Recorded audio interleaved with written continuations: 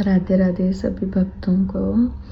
आज हमारे इस नए चैनल पे हम शुरुआत करने जा रहे हैं भगत चरित्र से। उससे पहले हम श्री जी के चरणों में, श्याम जी के चरणों में कोटि कोटि नमन करते हैं। हमारे सतगुरुदेव महाराज की जय, श्री हरिवंश महाप्रभु की जय। श्री जी की कृपा से श्री जी का हमने नया चैनल स्टार्ट किया है जिस पे हम 28 नाम पहले श्री जी के बोलेंगे, उसके बाद ही हम अपने भगत चरित्र को शुरू करेंगे। राधा रासेश्वरी रम्या कृष्ण मंत्रादि देवता स्वाज्ञ सर्ववंद्या वृंदावन विहारिणी वृंदाराध्या रमा अशेष गोपी मंडल पूजिता सत्य सत्य परा सत्य भामा कृष्ण वल्लभा वृषभानु सुता गोपी मूल प्रकृति ईश्वरी गांधर्वा राधिका आरम्या रुक्मणी परमेश्वरी प्रात परतरा पूर्णा पूर्णचंद्र निभानना मुक्ति मुक्ति प्रदा भव्यादि विनाशनी। राधा वल्लभ श्री हरिवंश। अब हम शुरू करते हैं भगत चरित्र। हमारा पहला भगत चरित्र जो है वो है भगत श्री अंगद जी का। इसमें कहा जाता है कि जो प्रसाद की महिमा है वो सबसे उत्तम है। कभी भी ऐसा आहार ग्रहण न करें जो भगवान को भोग न लगाया गया हो। जो भोजन भगवान को भोग लगाया गया है वही प्रसाद रूप में ग्रहण करें। एक भगत हुए जिनका नाम अंगद जी था। वैसे तो वे स्वभाव से पहले नास्तिक प्रवृत्ति के थे, लेकिन उनकी पत्नी भगवान की भगत थी। उनके मायके में संतों की सेवा होती रहती थी और वहां उनके गुरुदेव के उपदेश सुनने को मिलते थे। विवाह के बाद जब वे अंगद जी के साथ ससुराल आई तो देखा कि वहां राज वैभव तो था, लेकिन न किसी संत का दर्शन संभव था, न किसी संत का आना जाना, ना भगवत चर्चा होती थी और ना ही सत्संग। रानी बहुत व्याकुल हो गई। उन्हें मायके में रोज संतों का उच्छिष्ट मिलता था। सद्गुरुदेव भगवान के दर्शन होते रहते थे, लेकिन यहाँ भक्ति का कोई भी वातावरण नहीं था। हालांकि अंगद जी की एक विशेषता थी, वे अपनी पत्नी को भगवत भक्त मानकर बहुत श्रद्धा करते थे और उनके भक्ति मार्ग में कोई विरोध नहीं करते थे, लेकिन स्वयं ना तो भक्ति का आचरण करते थे, ना संत महात्माओं के प्रति कोई श्रद्धा रखते थे और ना ही भगवान की आराधना करते थे। काफी दिनों तक संत के दर्शन न होने के कारण रानी अत्यंत व्याकुल हो गई। उन्होंने अपने मायके पत्र लिखकर प्रार्थना की कि सद्गुरुदेव भगवान से निवेदन करें कि कृपा करके एक बार यहाँ पधारें और दर्शन दें, क्योंकि मैं यहाँ से बाहर नहीं जा सकती और मेरे पति संतों के प्रति श्रद्धावान नहीं हैं। जब मायके के राज परिवार ने गुरुदेव से प्रार्थना की तो वे करुणामयी होने के कारण आने के लिए सहमत हो गए। गुरुदेव के आगमन से रानी अत्यंत हर्षित हो गई। उन्होंने चरणामृत ग्रहण किया, आरती उतारी, भोग अर्पित किया और गुरुदेव को आसन पर विराजमान किया। फिर वे धीरे धीरे उनके चरण दबाने लगी। इतने में अंगद जी वहां आ गए और अपनी रानी को किसी संत के चरण पकड़े हुए देखा। ये दृश्य देखकर वे क्रोधित हो गए और संत भगवान से बिगड़ने लगे। रानी के तो होश उड़ गए। इतनी प्रार्थना के बाद गुरुदेव स्वयं पधारे थे और अब उनके पति ही उनका अपमान कर रहे थे, लेकिन गुरुदेव ने रानी की ओर देखकर शांत रहने का संकेत दिया। फिर उठे और वहां से चले गए।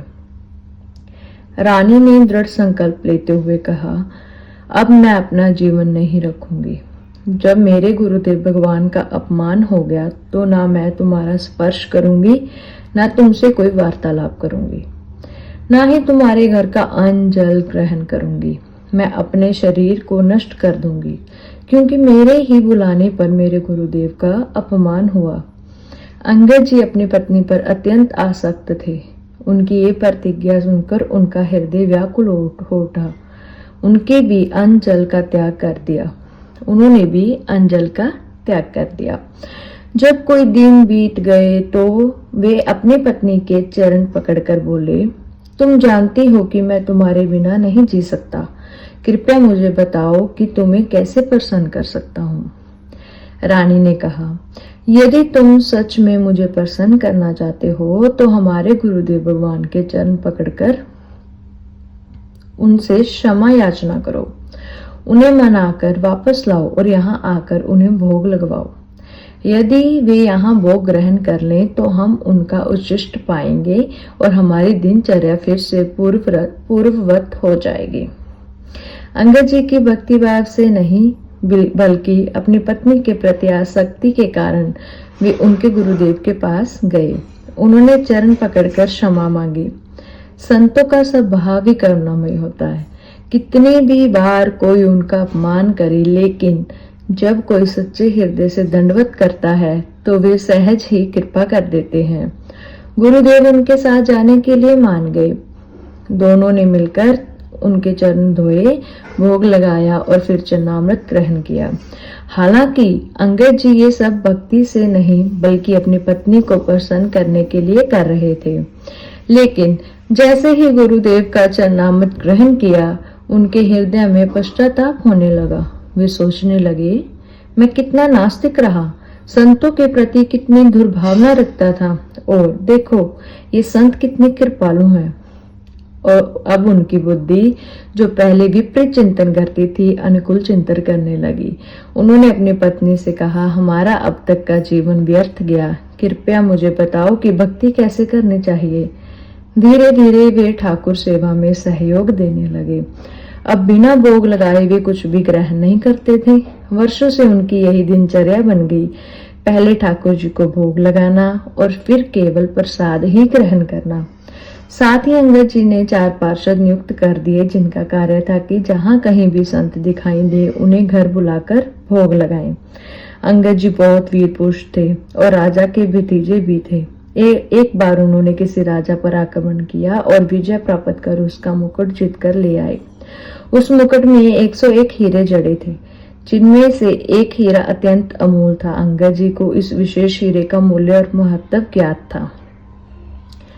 उन्होंने शेष हीरे विजय प्राप्त राजा को लौटा दिए, लेकिन वे अमूल्य हीरे अपने पास रख लिया। कहा, ये हीरा जगन्नाथ जी के मुकुट पर जड़ेगा। राजा के कुछ मंत्री और विशेष स्वभाव के दरबारियों ने राजा को उकसाया। उस हीरे की कीमत अपने पूरे खजाने से भी अधिक है। आपको इसे हर हाल में वापस लेना चाहिए।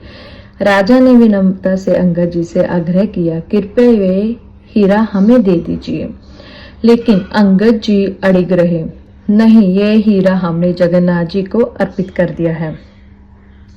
मनुष्य की बुद्धि बदलने में देर नहीं लगती। राजा की बुद्धि में भी विकार आ गया और उसने ठान लिया कि अंगद जी को मार दिया जाए। लेकिन क्योंकि वे उसके चाचा थे, उन्हें सीधे मारना उचित नहीं लगता था, वरना राज दरबार में निंदा होगी। राजा ने एक षड्यंत्र रचा। उसने अंगद जी की बहन को राजमहल की रसोई तैयार करती थी को अपने पक्ष में करने का प्रयास किया। राज परिवार में भोजन अत्यंत विश्वसनीय लोगों द्वारा ही बनाया जाता था और अंगद जी की बहन इसी कार्य में लगी हुई थी।